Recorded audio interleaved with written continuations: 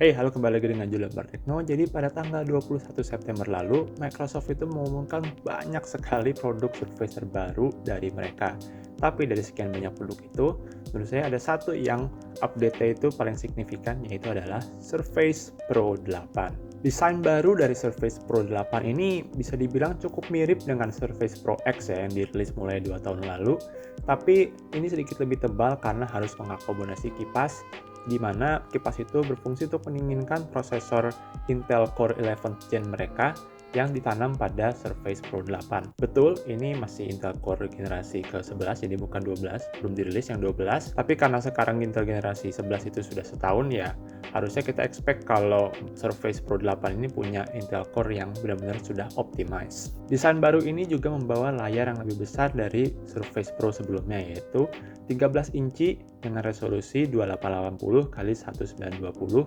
Bisa ditebak, di situ aspek rasionya adalah 3:2. Sebagai konteks, layar sebesar ini juga hampir mendekati layarnya MacBook Air ya, di mana dia 13,3 inci dengan aspek rasio 16:10.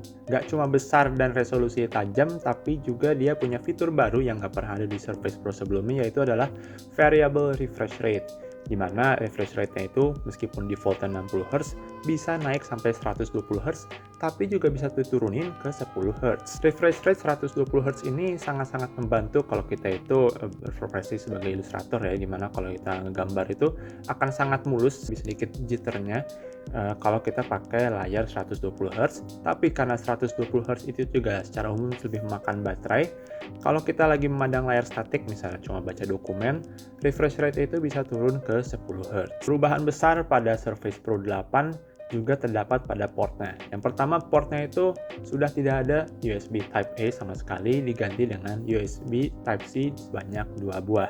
Tapi ini nggak cuma sekedar USB Type-C, melainkan USB Type-C yang support Thunderbolt 4.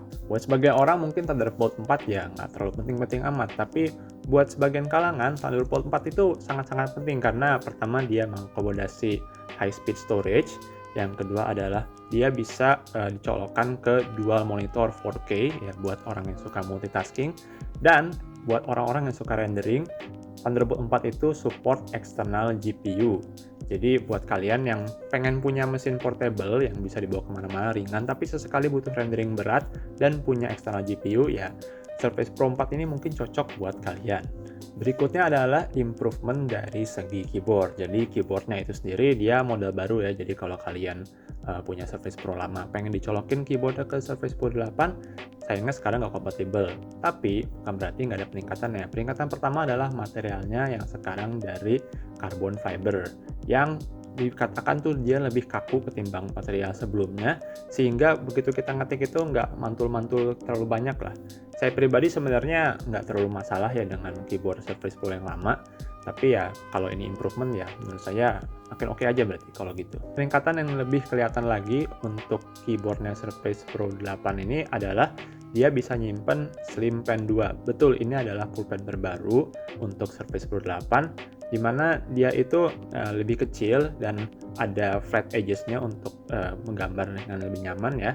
Dia juga bisa di-charge secara wireless begitu disimpan di dalam keyboard, dan yang paling kelihatan adalah dia punya haptic ya sekarang di pennya, jadi begitu kita nulis itu bakal kerasa ada sedikit getaran pada pulpennya supaya ada feel kalau kita tuh berasa seperti nulis di kertas. Microsoft bilang kalau Surface Pro 8 itu punya battery life hingga 16 jam untuk pemakaian tipikal, di mana 16 jam itu 1 jam lebih lama ketimbang klaim Microsoft untuk Surface Pro 7 Plus. Ya, berhubung dua-duanya pakai Intel generasi 11 ya, bisa dibilang battery life-nya mungkin mirip-mirip. Meskipun layar lebih besar, mungkin karena ada optimasi secara prosesor atau variable refresh rate ngebantu, atau mungkin baterainya lebih besar tidak diketahui saat ini, atau mungkin kombinasi ketiganya. Jadi sebenarnya Surface Pro 8 itu buat siapa? Setidaknya ada 3 golongan yang bisa saya bayangkan. Pertama, seperti yang saya sudah sebutkan sebelumnya, adalah mereka-mereka yang butuh rendering kelas berat sesekali, tapi juga tetap butuh komputer yang mobile, atau mereka yang berprofesi sebagai ilustrator dan masih butuh professional apps seperti Adobe Photoshop atau Illustrator atau Lightroom dan software pro lainnya. untuk pekerjaan mereka dan lebih betah pakai itu ketimbang pakai versi mobile yang ada pada seperti di iPad. Golongan ketiga adalah golongan profesional yang butuh komputer powerful, portable, tapi juga sistemnya masih Windows. Saya pribadi sudah pakai Surface Pro selama 5 tahun lebih ya. Dan dari pengalaman saya itu Surface Pro benar-benar cocok lah buat orang-orang yang suka kemana-mana gitu, sangat mobile. Dan juga kalau di zaman sekarang itu di mana web conference itu sangat-sangat sering, mikrofon dan kamera dari Surface Pro itu bisa dibilang di atas rata-rata komputer Windows. Jadi buat mereka, buat golongan profesional ini menurut saya sangat cocok. Dan dari semua kecocokan tadi menurut saya ada satu hal yang paling mengganjal dari semua ini, yaitu adalah soal harganya.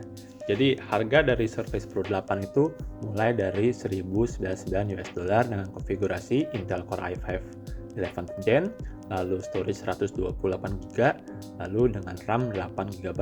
Konfigurasi ini menurut saya agak terlalu kecil dari segi storage ya, dimana kalau saya pribadi saya prefer minimal banget 256 GB.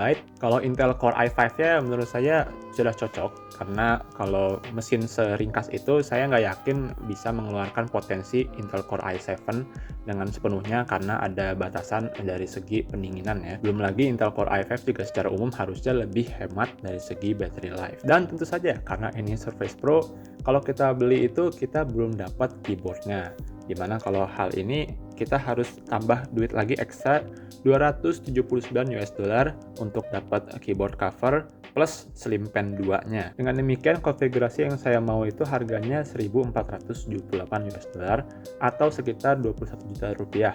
Ya, somehow Surface Pro itu selalu bisa masuk ke Indonesia meskipun nggak resmi lewat jalur import ya, biasanya import yang resmi. Tapi biasanya juga harganya di pasaran akan naik sedikit ketimbang konversi secara kasar ya, mungkin di 22 atau 23 juta rupiah. Buat kalian yang pengen performa baru tapi form factor-nya yang lama, ya kalian bisa pilih Surface Pro 7 Plus yang harusnya sekarang masih ada di pasaran dengan harga yang lebih murah. Atau kalau kalian butuh laptop konvensional tapi masih Surface, masih ada pilihan lain, yaitu adalah Surface Laptop 4. Jadi secara umum Surface Pro 8 saya sangat suka. Jadi modelnya itu bagus ya, dia benar-benar di-update dari versi sebelum-sebelumnya. Dengan Thunderbolt 4 juga itu memungkinkan kalau kita tuh punya laptop yang bisa tahan cukup lama secara performa rendering ya, karena kalaupun nanti butuh kemampuan rendering lebih kuat lagi, tinggal ganti eksternal GPU-nya ya, meskipun eksternal GPU sampai sekarang masih mahal sih. Dan Surface Pro 8 itu sendiri ya bisa dibilang cukup mahal. Tapi buat kalian yang kira-kira dengan Surface Pro 8 ini punya potensi untuk meningkatkan pendapatan, ya menurut saya ini barang modal yang cukup bagus untuk dipilih dari Microsoft. Oke, demikian aja video dari saya soal Surface Pro 8. Silahkan like video ini jika sangat bermanfaat. Subscribe jika tidak ingin ketinggalan konten dari Martek lainnya. Saya Julian, terima kasih telah menonton.